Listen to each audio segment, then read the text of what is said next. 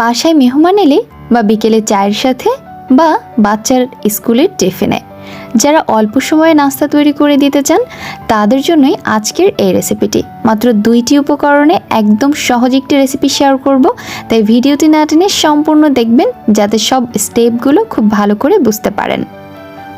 চলেন মূল রেসিপিতে চলে যাই, আর বানাতে বানাতে অনেক কথা হবে। এখানে প্রথমেই এই রেসিপির মূল উপকরণ হচ্ছে ব্রেড আর হচ্ছে ডিম মানে এগ। তো ব্রেড আর হচ্ছে ডিম আমরা নিয়ে নিব। তার আগে ব্রেডগুলোকে একটু দেখিয়ে দিচ্ছি। আমি এই সাইজের ব্রেডগুলো নিয়েছি, আপনারা চাইলে কিন্তু এর থেকে বড়গুলোও নিতে পারেন। তো এর পরের প্রসেসটা হচ্ছে একটা বোলের মধ্যে আমি একটা মাত্র ডিম ভেঙে নিব।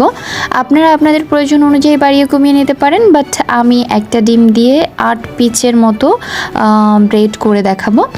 তো এর মধ্যে আমি ডিমটা ভেঙে নিয়েছি, একটা কাঁটা চামচ দিয়ে ফেটে নিচ্ছি, আর এখানে সল্ট মানে লবণ অ্যাড করে দিব, আর হচ্ছে সুগার স্বাদ মতো, মানে টেস্ট অনুযায়ী দিবেন যে যতটা খাবেন।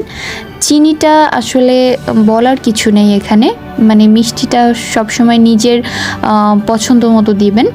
তো আমি এখানে লবণ দিয়ে দিয়েছি, তারপরে ভালো করে মিক্সড করে নিচ্ছি। এরপরে হচ্ছে আমি চিনি দিয়ে দিব, সেটাকেও ভালো করে মিক্সড করে নিব।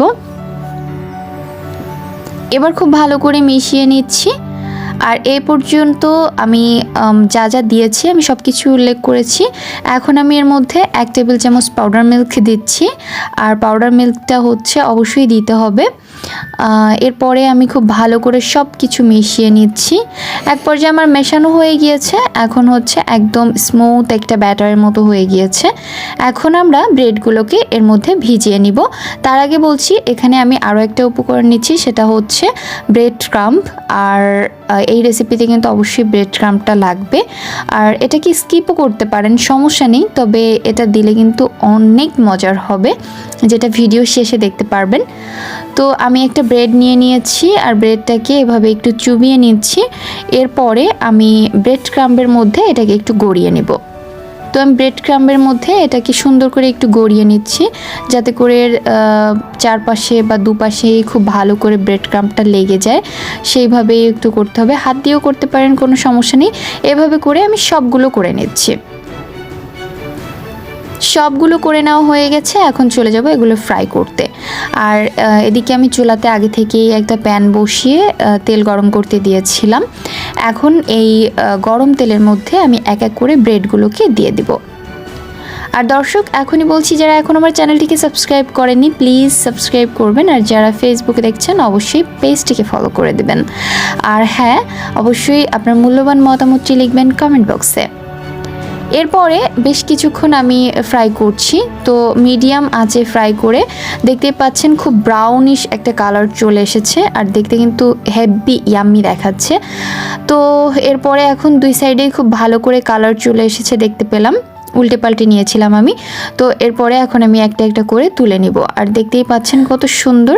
আমি এখন তুলে একটু সার্ভ করে দেখিয়ে দিব যে এটা দেখতে আর খেতে কতটা সুন্দর হয়েছে। একটু পরেই একটা শব্দ শুনতে পাবেন যে কতটা মচমচে এই খাবারটা। সত্যি মানে মেহমানরা বলেন বা বাসার সবাই বলেন এত পছন্দ করবে। একটু শুনে নেন যে এর শব্দটা কেমন। শব্দটা শুনেই হয়তো বুঝতে পারছেন এটা কতটা মুচমুচে আর কতটা কুড়মুড়ে, খেতে কতটা মজার। তো এবার একটু মানে এটাকে ছিঁড়ে দেখিয়ে দিচ্ছি আমি, আর এটার ভিতরটা অনেক মজার, জাস্ট মুখে দিলেই বুঝতে পারবেন। তো বাসায় এভাবে একটু ট্রাই করবেন, আবারও বানাতে মন চাইবে আমি বলে দিলাম। আর বাচ্চারা তো খুবই বেশি পছন্দ করবে, বাচ্চাদের টিফিনেও কিন্তু এটা দিতে পারবেন খুব ইজিভাবে। আজ এ পর্যন্তই, সবাই ভালো থাকবেন। আর হ্যাঁ, আমার ছেলের জন্য দোয়া করবেন, আমার চ্যানেলটিকে সাবস্ক্রাইব করবেন, আমার রেসিপিগুলো বাসায় ট্রাই করবেন।